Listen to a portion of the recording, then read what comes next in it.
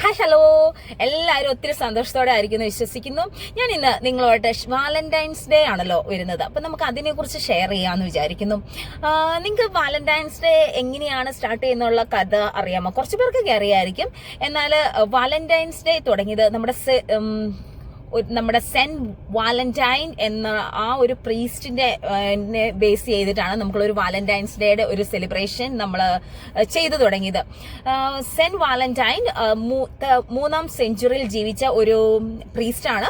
Priest അന്നത്തെ കാലത്ത് അന്നത്തെ രാജാവ് പ്രത്യേകിച്ച് മാരേജിനെ ഒട്ടും പ്രൊമോട്ട് ചെയ്യുന്നില്ലായിരുന്നു. ആ മാരേജിനെ പ്രൊമോട്ട് ചെയ്യാതിരുന്ന ആ ഒരു സമയത്ത് സെന്റ് വാലന്റൈൻ എന്ന പ്രീസ്റ്റ് സീക്രട്ട് ആയിട്ട് കപ്പിൾസിനെ മാരി ചെയ്ത് കൊടുക്കാനായിട്ടും ഇഷ്ടപ്പെടുന്നവരെ പരസ്പരം ഒരു മാരേജ് എന്ന ഒരു സാക്രമെന്റ് ലൈഫിലേക്ക് കൊണ്ടുപോകാനൊക്കെ ആയിട്ട് ഇടയാക്കി. അങ്ങനെ ഇതറിഞ്ഞ രാജാവ് ആൾക്ക് എതിരായിട്ട് പ്രവർത്തിക്കുകയും ആളങ്ങനെ രക്തസാക്ഷിയായി മരിക്കുകയൊക്കെയാണ് ചെയ്തത്. അപ്പൊ ആളുടെ ഒരു ഓർമ്മയ്ക്കായിട്ടാണ് നമ്മൾ വാലന്റൈൻസ് ഡേ ആഘോഷിച്ചു തുടങ്ങിയത്.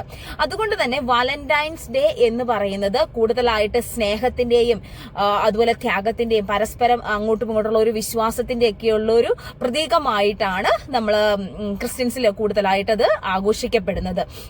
ഇന്ന് നമ്മൾ പൊതുവായിട്ട് കൂടുതലായിട്ട് വാലന്റൈൻസ് ഡേ നമ്മൾ നമ്മുടെ പ്രിയപ്പെട്ടവർക്ക് വേണ്ടി അല്ലെങ്കിൽ പാർട്ട്നേഴ്സിന്, ഹസ്ബൻഡിന്, അങ്ങനെയുള്ള റിലേഷൻഷിപ്പിലൊക്കെ ആയിരിക്കുന്നവർക്ക് ഒരു ഗിഫ്റ്റ് കൊടുക്കാനായിട്ടും അവരുടെ സ്നേഹം ഒരു പ്രകടിപ്പിക്കാനും ഒക്കെയുള്ള ഒരു ദിവസമായിട്ടാണ് കാൽക്കുലേറ്റ് ചെയ്യുന്നത്, അല്ലെ, കൂടുതലായിട്ട്.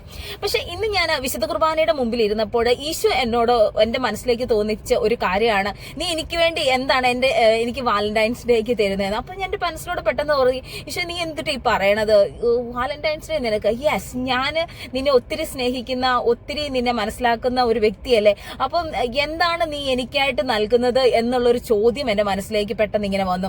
അപ്പോൾ ഇന്ന് ദൈവം അനുഗ്രഹിച്ച് എനിക്ക് കുമ്പസാരിക്കാനായിട്ടും അതുപോലെ വിശുദ്ധ കുർബാന കൂടാനൊക്കെ ആയിട്ട് ഞാൻ പറഞ്ഞു, ഓക്കെ, ഇതാണ് എന്റെ വാലന്റൈൻസ് ഡേ ഗിഫ്റ്റ്. ഞാൻ ഇന്ന് നിന്നോട് കൂടുതലായിട്ട് സംസാരിക്കാനും നിന്റെ കൂടെ കുറച്ച് സമയം ദിവികാരണം ഈശോയുടെ അടുത്തിരിക്കാനൊക്കെ ആയിട്ട് കൂടുതൽ ഒരു സൈലന്റ് ടൈമിൽ ഇരിക്കാനൊക്കെ ഉള്ള ഒരു സ്പെൻഡ് ചെയ്യുന്ന ആ ഒരു സമയമാണ്. അതായിരിക്കും ഒരുപക്ഷെ ഈശോ നമ്മളിൽ നിന്നും ആഗ്രഹിക്കുന്നത്. അത് ഞാൻ കുർബാനയിൽ തന്നെ എന്നെ ഒരു വ്യക്തിനെ കാണിച്ചു തന്നിട്ട് എന്നോട് എന്നോട് പറഞ്ഞു, ഈ വ്യക്തിയോട് നീ ഇന്ന് ചോദിക്കണം, നീ എന്താണ് എനിക്ക് വാലന്റൈൻസ് ഡേക്ക് തരാനിരിക്കുന്നതെന്ന്. ആളെന്ന് പറഞ്ഞാൽ ഒരു ഓസ്ട്രേലിയയിലെ ഒരു മിഷണറി ആയിട്ട് വർക്ക് ചെയ്യുന്ന ഒരാളാണ്.